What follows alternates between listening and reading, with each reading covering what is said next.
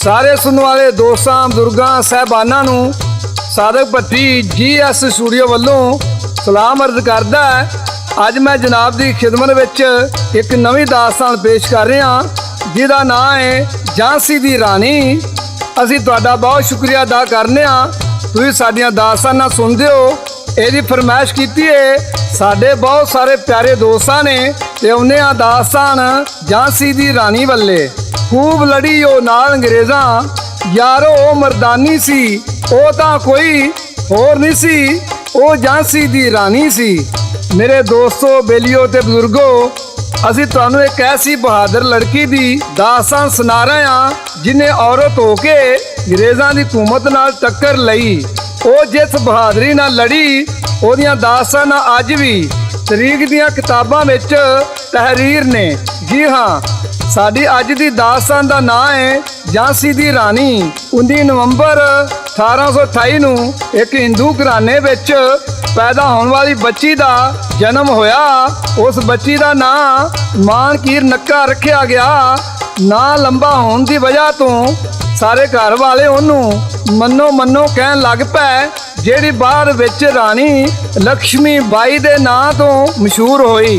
ये दास्तान सादक भट्टी पेश करते ने ते रिकॉर्ड करते ने लाला जी GS स्टूडियो वाले ते शायरी दे अंदाज विच लिखते ने शायर नज़ीर सुल्तानी।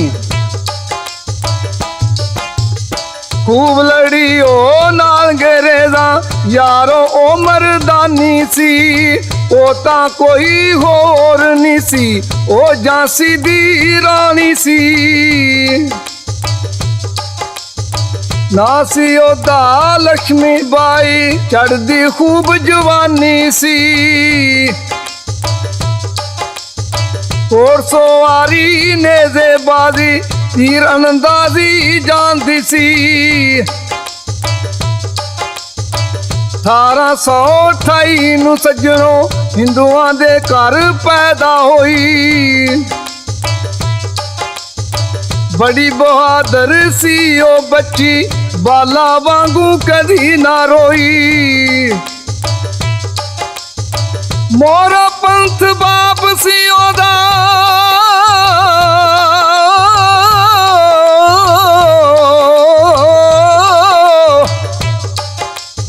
मोरो पंथ बाप सी ओदा पागोयो दी मां, जिन्ने रखिया वड्डा सारा उस बच्ची दा नां।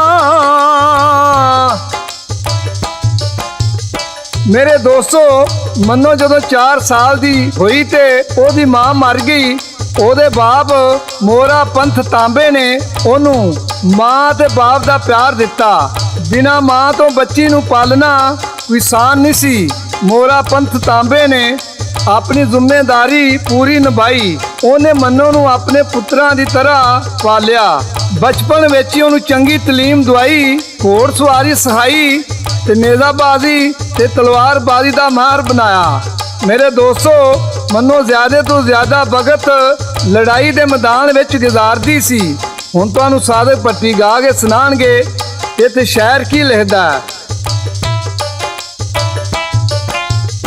13-14 साल उम्र सी हो गई ओदी शादी, लाडा नाल पली सी यारो महलां दी शहजादी।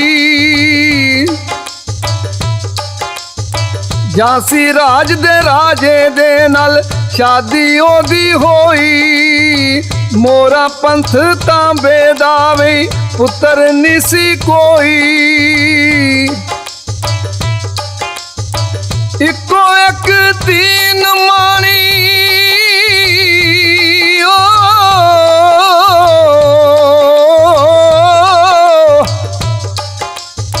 इको एक सी तीन माणी अज सी विद्या होई।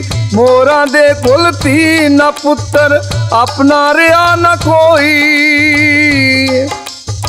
मेरे दोस्तों दे सज्जनों दे मित्रों, मोरा पंथ तांबे ने अपनी बच्ची दी झांसी दे राजे नाल शादी कर दी।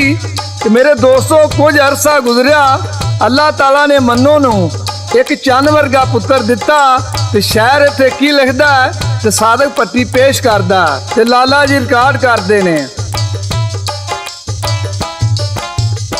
मन्नो दे घर पुत्र होया बड़ा औलाद प्यारा, पिता आखन लगा सांभू पुत्र राज हमारा। छोटा हुंदा बच्चा यारो गया सी इस जहानो,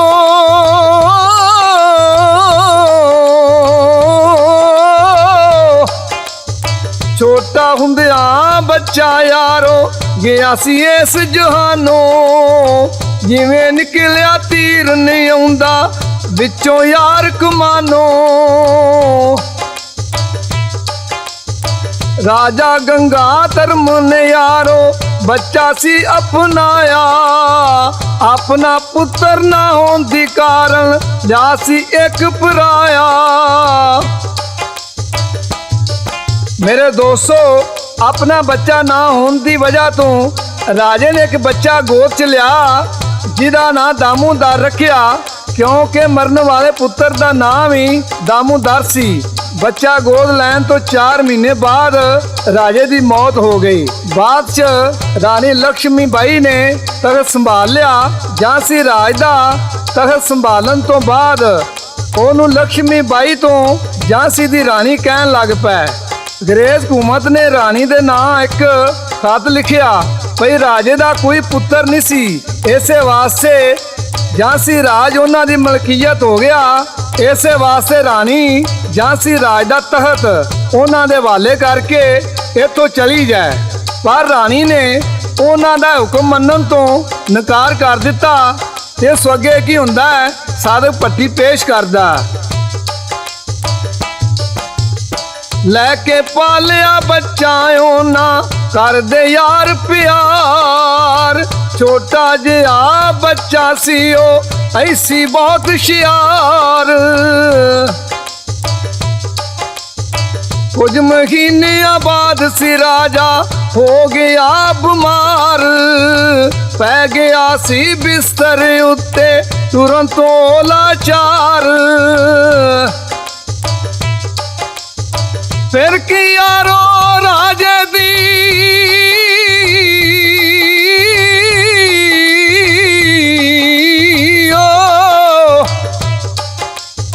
फिर की यारो राजे दी सी जिंदगी पूरी होई।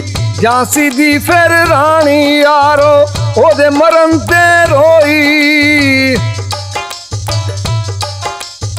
वेला लंघिया रानी ने जी तख्त लिया संभाल, ओदी गोद च छोटा जिहा दामोदर सी बाल।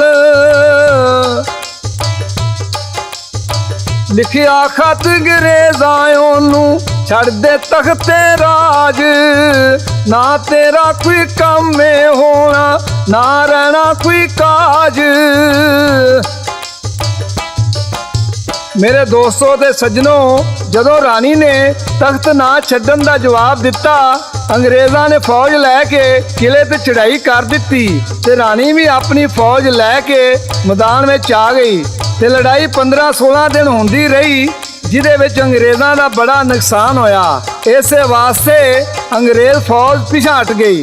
अंग्रेज़ अपनी ताकत दुगनी करके वापस आ जाते ने। झांसी दी रानी दी फौज अंग्रेज़ां नाल लड़दियां थक गई सी। आखिरकार 1858 विच अंग्रेज़ां ने झांसी दे किले ते कब्जा कर लिया। रानी कुछ अपने साथियां नाल अंग्रेज़ां नूं चक्कर दे के किवें फरार हुंदी है ते शहर इत्थे की लिखदा है ते साधक पट्टी पेश करदा। अंग्रेज़ां ने झांसी उत्ते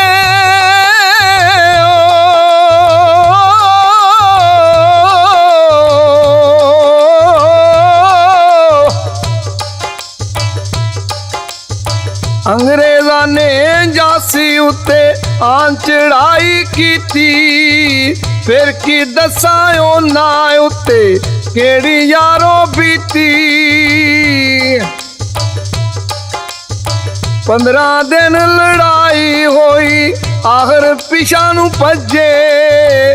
ਰੱਬ ਸੋਹਣਾ ਦੁਨੀਆ ਉੱਤੇ ਜਿਹਦੇ ਪਰਦੇ ਕੱਜੇ। ਔਰਤ ਹੋ ਕੇ ਨਾਲ ਅੰਗਰੇਜ਼ਾਂ ਲੜੀ ਵਿੱਚ ਮੈਦਾਨ। ਲਾ ਕੇ ਧੌਣਾ ਧੜ ਤੋਂ ਰੱਖਦੀ ਜਿਹੜਾ ਵੀ ਪਲਵਾਨ।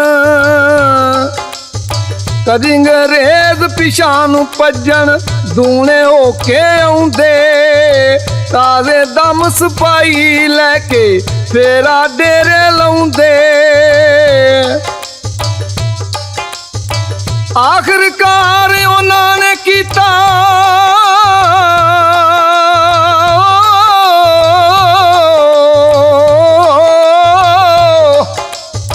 ਆਖਰਕਾਰ ਉਹਨਾਂ ਨੇ ਕੀਤਾ ਝਾਂਸੀ ਉੱਤੇ ਕਬਜ਼ਾ। ਨਾ ਉਹਨਾਂ ਕੋਈ ਬੂਆ ਛੱਡਿਆ ਨਾ ਛੱਡਿਆ ਕੋਈ ਕਬਜ਼ਾ। ਰਾਣੀ ਨਾਲ ਸਿਪਾਹੀ ਲੈ ਕੇ ਹੋ ਗਈ ਯਾਰ ਫਰਾਰ। ਦੋ ਸਿਪਾਹੀ ਨਾਲ ਸੀ ਬੱਚਾ ਉਹਦੇ ਸਣੇ ਚਾਰ। ਉਹਦੇ ਸਣੇ ਚਾਰ। ਮੇਰੇ ਦੋਸਤੋ ਤੇ ਸੱਜਣੋ ਤੇ ਮਿੱਤਰੋ, ਜਦੋਂ ਰਾਣੀ ਫਰਾਰ ਹੋਣ ਵਿੱਚ ਕਾਮਯਾਬ ਹੋ ਗਈ, ਰਾਣੀ ਤੇ ਉਹਦੀ ਬਾਕੀ ਫੌਜ ਕਾਲਪੀ ਜਾ ਪਹੁੰਚੀ। ਉਹਨਾਂ ਨੇ ਗਵਾਲੀਅਰ ਕਿਲੇ ਤੇ ਕਬਜ਼ਾ ਕਰਨ ਦੀ ਸਲਾਹ ਕੀਤੀ। ਗਵਾਲੀਅਰ ਦਾ ਰਾਜਾ ਕਿਸੇ ਵੀ ਹਮਲੇ ਦੀ ਤਿਆਰੀ ਵਿੱਚ ਨਹੀਂ ਸੀ। 30 ਮਈ 1858 ਨੂੰ ਰਾਣੀ ਨੇ ਆਪਣੀਆਂ ਫੌਜਾਂ ਦੇ ਨਾਲ ਗਵਾਲੀਅਰ ਕਿਲੇ ਤੇ ਹਮਲਾ ਕਰ ਦਿੱਤਾ। ਉਧਰ ਫੌਜਾਂ ਦੀ ਬੜੀ ਲੜਾਈ ਹੋਈ। ਆਖਰਕਾਰ 1 ਜੂਨ 1858 ਨੂੰ ਰਾਣੀ ਲక్ష్ਮੀ ਬਾਈ ਨੇ ਗਵਾਲੀਅਰ ਕਿਲੇ ਤੇ ਕਬਜ਼ਾ ਕਰ ਲਿਆ। ਗਵਾਲੀਅਰ ਕਿਲਾ ਅੰਗਰੇਜ਼ਾਂ ਵਾਸਤੇ ਬੜੀ ਅਹਿਮੀਅਤ ਰੱਖਦਾ ਸੀ। ਗਵਾਲੀਅਰ ਕਿਲੇ ਤੇ ਰਾਣੀ ਦਾ ਕਬਜ਼ਾ ਕਰਨਾ ਅੰਗਰੇਜ਼ਾਂ ਦੀ ਬੜੀ ਵੱਡੀ ਹਾਰ ਸੀ। ਅੰਗਰੇਜ਼ਾਂ ਨੇ ਆਪਣੀ ਪੂਰੀ ਫੌਜ ਤੇ ਤਾਕਤ ਨਾਲ ਗਵਾਲੀਅਰ ਕਿਲੇ ਤੇ ਹਮਲਾ ਕਰ ਦਿੱਤਾ। ਰਾਣੀ ਨੇ ਉਹਨਾਂ ਦੇ ਹਮਲੇ ਦਾ ਭਰਪੂਰ ਜਵਾਬ ਦਿੱਤਾ। ਮੈਦਾਨੇ ਜੰਗ ਵਿੱਚ ਰਾਣੀ ਲక్ష్ਮੀ ਬਾਈ ਅੰਗਰੇਜ਼ਾਂ ਦਾ ਸਫਾਇਆ ਕਰਦੀ ਹੋਈ ਅੱਗੇ ਵਧਦੀ ਜਾ ਰਹੀ ਸੀ। ਲੜਾਈ ਦੇ ਦੂਸਰੇ ਦਿਨ ਰਾਣੀ ਲੜਦੀ ਅੰਗਰੇਜ਼ ਫੌਜ ਦੇ ਹੱਥੋਂ ਚਾਰੇ ਪਾਸਿਓਂ ਘੇਰੀ ਗਈ। ਰਾਣੀ ਲੜਦੀ ਇੱਕ ਨਾਲੇ ਕੋਲ ਅੱਪੜ ਗਈ ਜਿੱਥੋਂ ਅੱਗੇ ਜਾਣ ਦਾ ਕੋਈ ਰਸਤਾ ਨਹੀਂ ਸੀ। ਰਾਣੀ ਨੇ ਆਪਣਾ ਘੋੜਾ ਉਸ ਨਾਲੇ ਵਿੱਚ ਵਾੜ ਦਿੱਤਾ। ਰਾਣੀ ਕੱਲੀ ਸੀ। ਅੰਗਰੇਜ਼ ਫੌਜ ਦੇ ਕਈ 100 ਸਿਪਾਹੀ ਉਹਦੇ ਉੱਤੇ ਵਾਰ ਕਰ ਰਹੇ ਸਨ। ਰਾਣੀ ਜ਼ਖਮੀ ਹੋ ਕੇ ਜ਼ਮੀਨ ਤੇ ਡਿੱਗ ਪਈ ਤੇ ਉਹਨੇ ਮਰਦਿਆਂ ਉਹਨਾਂ ਸਿਪਾਹੀਆਂ ਨੂੰ ਵੀ ਮਾਰ ਦਿੱਤਾ। ਮੇਰੇ ਦੋਸਤੋ, ਇਹ ਸੀ ਉਸ ਬਹਾਦਰ ਝਾਂਸੀ ਦੀ ਰਾਣੀ ਦੀ ਕਹਾਣੀ, ਜਿਹਦੀ ਬਹਾਦਰੀ ਦੀ ਵਜ੍ਹਾ ਤੋਂ ਜਿਹਦਾ ਮੁਜੱਸਮਾ ਬਣਾ ਕੇ ਲਾਇਆ ਗਿਆ। ਮੇਰੇ ਦੋਸਤੋ, ਬਜ਼ੁਰਗੋ, ਸੱਜਣੋ ਤੇ ਮਿੱਤਰੋ, ਇਹ ਸੀ ਸਾਡੀ ਅੱਜ ਦੀ ਦਾਸਤਾਨ। ਇਹਦੇ ਨਾਲ ਹੀ ਸਾਦਕ ਭੱਟੀ ਨੂੰ ਤੇ ਲਾਲਾ ਜੀ ਨੂੰ ਤੇ ਸ਼ਾਇਰ ਨਜ਼ੀਰ ਸੁਲਤਾਨੀ ਨੂੰ GS ਸਟੂਡੀਓ ਦੀ ਤਰਫੋਂ ਇਜਾਜ਼ਤ ਦਿਓ। ਰੱਬ ਰਾਖਾ।